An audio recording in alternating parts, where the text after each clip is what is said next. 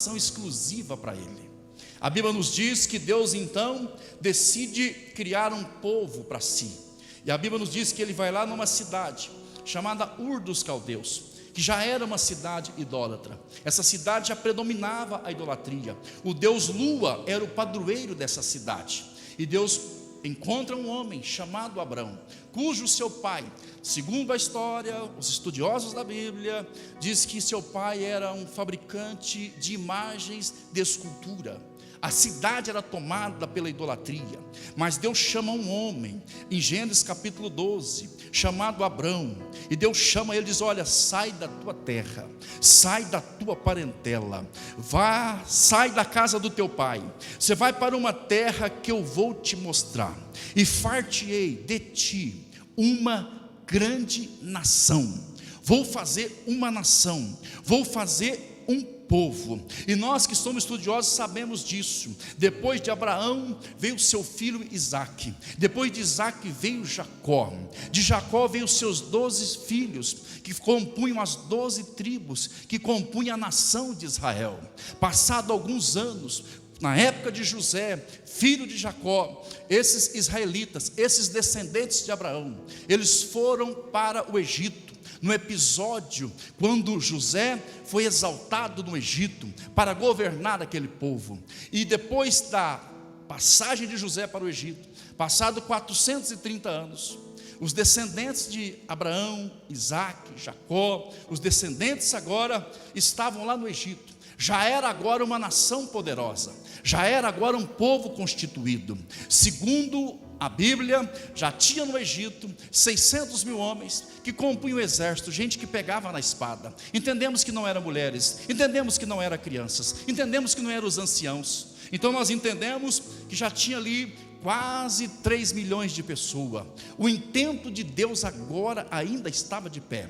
Deus havia criado uma nação, Deus havia criado um povo para comunicar com eles, Deus havia criado um povo para representá-lo na terra. E quando nós lemos no livro do Êxodo, no capítulo 6, quando nós lemos no versos 6 e 7, a palavra diz: portanto diz aos filhos de Israel, eu sou o Senhor, eu vos tirarei debaixo da carga dos egípcios, vos livrarei da sua servidão, eu vou resgatar com braço estendido e com juízos grandes. E o verso fala: e eu vos tomarei por meu povo, e eu serei o vosso Deus. Olha o princípio do relacionamento. Deus querendo relacionar com Israel. Agora era uma nação exclusiva, agora era um povo chamado, agora era um povo criado. Embora as demais nações, demais povos esqueceram de Deus, mas Israel agora estava convocado, chamado, escolhido, criado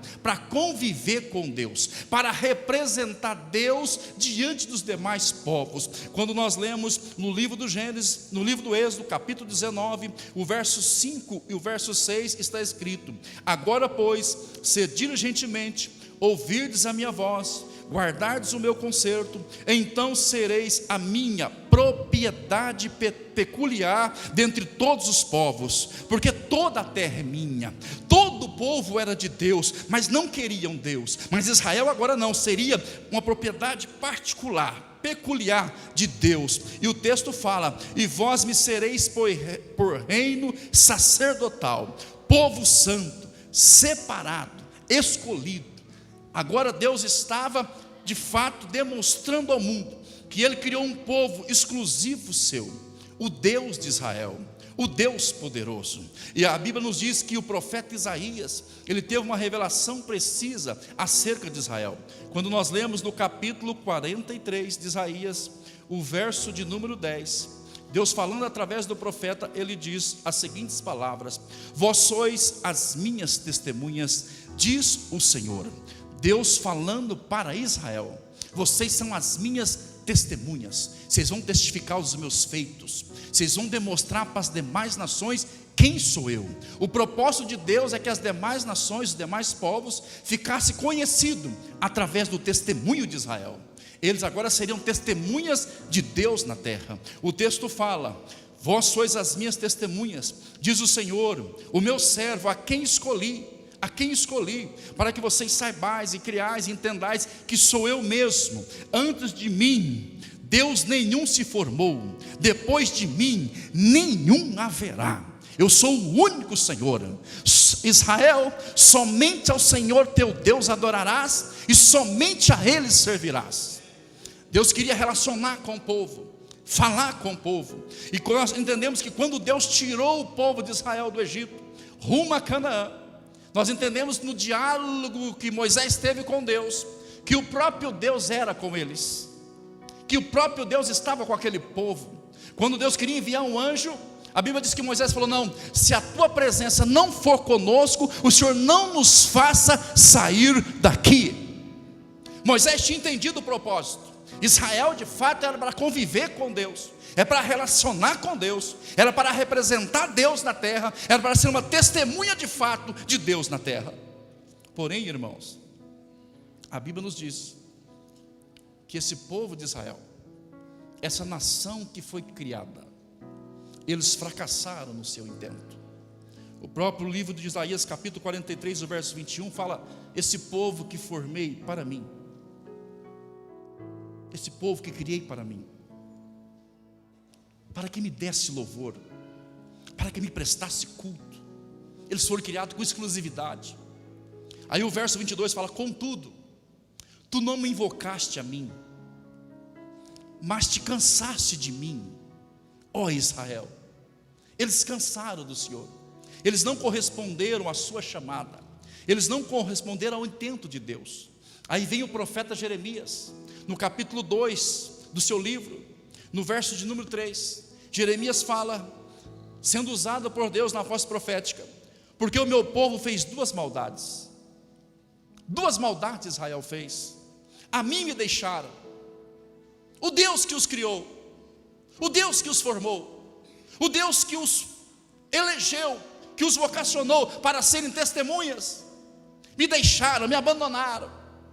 Primeira coisa que fizeram, me abandonaram, um manancial de águas vivas, e cavaram para si cisternas rotas, que nem contêm água.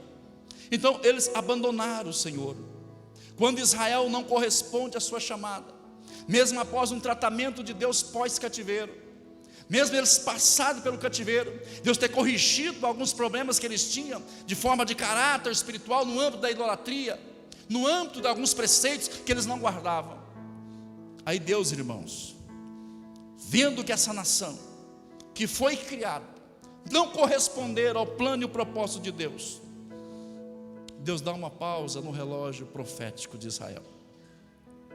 Deus abre uma lacuna no tempo, que nós entendemos período dos gentios. E Deus agora não abandona o seu propósito, Deus não abandona o seu alvo, porque Deus decide agora criar um povo, não só de uma nação, mas dentre as nações, dentre os povos. Deus decide edificar uma igreja. Oh, louvado seja o nome do Senhor. Aí a palavra nos diz, através de Isaías, e Mateus também fala no capítulo 4, verso 16, que o povo que estava sentado em trevas, o povo que estava distante, viu uma grande luz, e aqueles que estavam assentados na região e sombras da morte, a luz raiou. Oh glória, oh glória. E a palavra desde então começou Jesus a pregar e a dizer: arrependei-vos, porque é chegado o reino dos céus.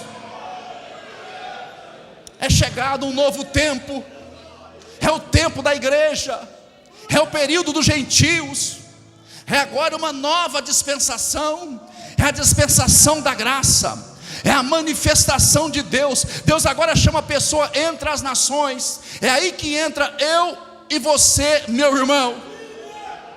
Nós que estávamos separados, nós que estávamos distantes, o gentio não era considerado. O profeta Oséias fala: não era meu povo, eu não chamei eles de meu povo.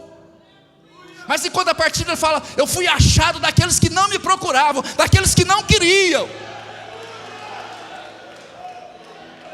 Aleluia, aleluia. Aí entra a igreja, aí entra a minha pessoa e a sua pessoa. Oh glória, oh glória, oh glória. Aí o evangelista João, irmãos, ele vai com mais profundidade. O evangelista João, no capítulo 1, no verso 10, ele fala assim: estava no mundo, o mundo foi feito por ele, e o mundo não o conheceu. Vamos pensar na criação, vamos pensar na criação dos seres humanos. Foram criados por Deus, são criaturas de Deus, mas não conheceu, não recebeu, não reconheceu a soberania do Deus eterno. Aí o apóstolo continua falando: veio para o que era seu. Alguns falam que é a sua família, outros falam que era exclusivo dos judeus, mas nós sabemos que a revelação mais precisa da salvação fala que ele veio para todos. Oh glória! Veio para que eram seus, mas referindo aos judeus, eles não receberam, eles não aceitaram, não assimilaram o plano, rejeitaram o plano, não quiseram o plano de Deus. Aleluia. Oh, mas a todos quanto receberam, deu-lhes o poder de serem chamados filhos de Deus, aos que crerem no seu nome. Oh glória, oh glória, oh glória. É por isso que Paulo fala: nós estávamos longe, nós estávamos separados, nós vivíamos distante de Deus, separados da comunidade de Israel ou do plano de Deus. O gentio não era considerado. Observe isso, a visão judaica, eles achavam e se viam como exclusivo, eram exclusivos, batiam no peito. Oh glória, oh glória. Mas Paulo fala uma expressão linda, ele fala: e nos vivificou. Ele nos deu vida espiritual, estando nós mortos dos delitos, nos pecados. Você estava assim na idolatria, você estava assim nas drogas, você estava assim preso numa religião, você era talvez um livre pensador, mas o Senhor te alcançou através da pregação do Evangelho.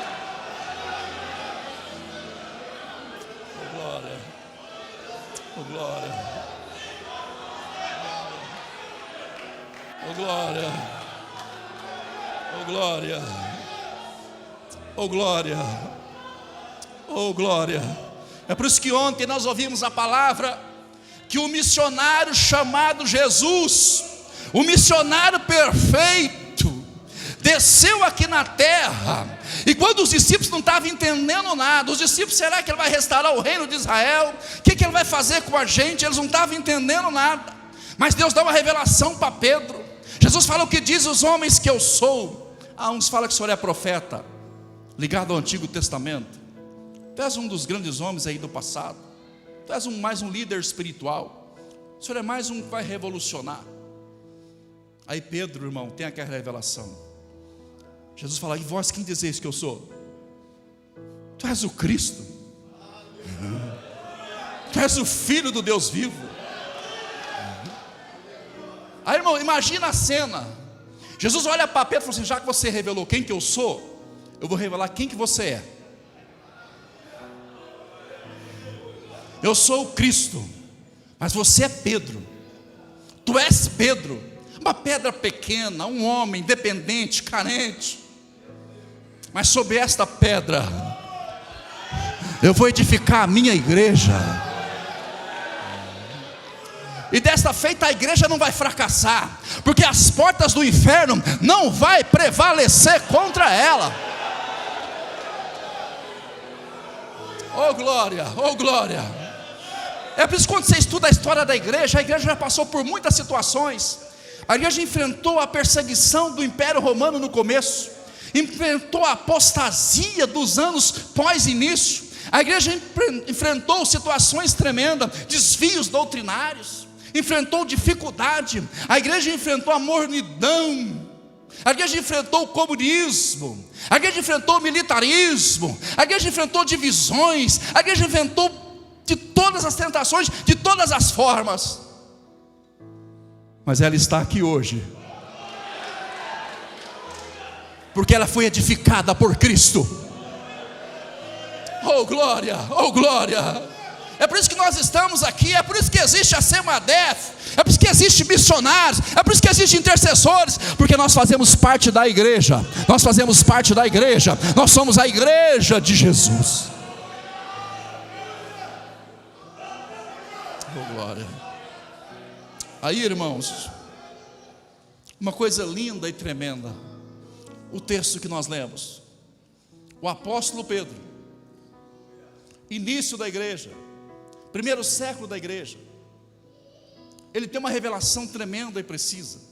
Se você ler o verso 8, fala que Cristo, está falando de Cristo, uma pedra de tropeço, uma rocha de escândalo, para aqueles que tropeçaram na palavra, para aqueles que não obedeceram, porque Cristo é a verdade, não compactua com a mentira, com o erro.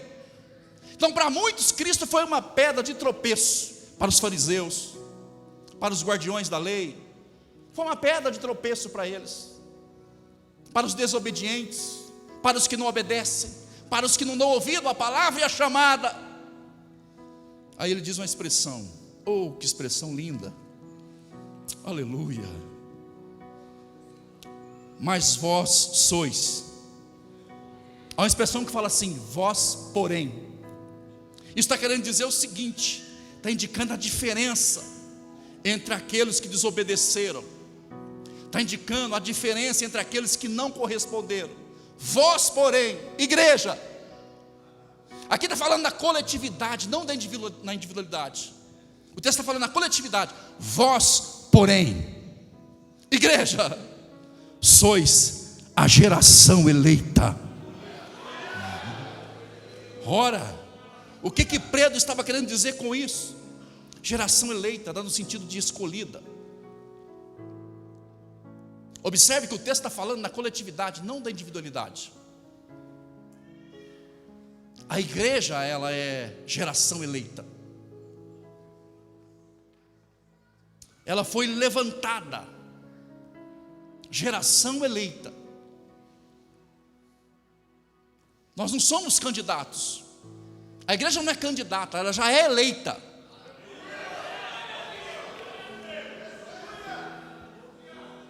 Agora escute bem aqui.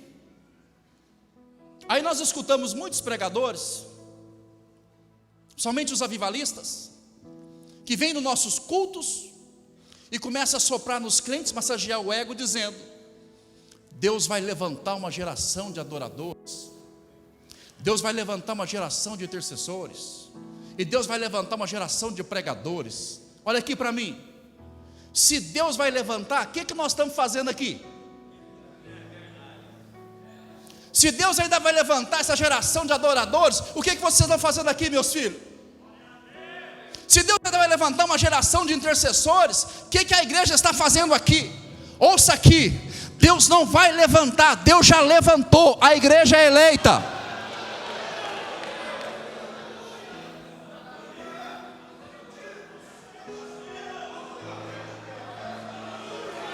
Oh, quem que o Senhor já levantou aqui? Deixa eu ver. Levante a sua mão para o céu. Quem já foi levantado por Deus aqui? Quem já foi levantado por Deus? Aqui está obreiros que foi levantado, está pastores que foi levantado, músicos que foi levantado, diáconos que foi levantado, evangelista que foi levantado. Que dia que foi isso? O dia que você teve um encontro com Cristo. O dia que você aceitou a fé, que você abriu o coração, o Espírito Santo entrou na sua vida. Pronto, ele já te pôs de pé.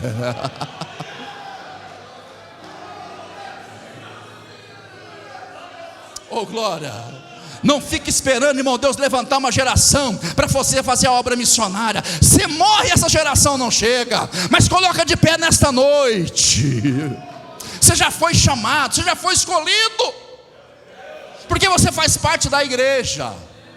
Oh glória, somos a geração eleita, sacerdócio real.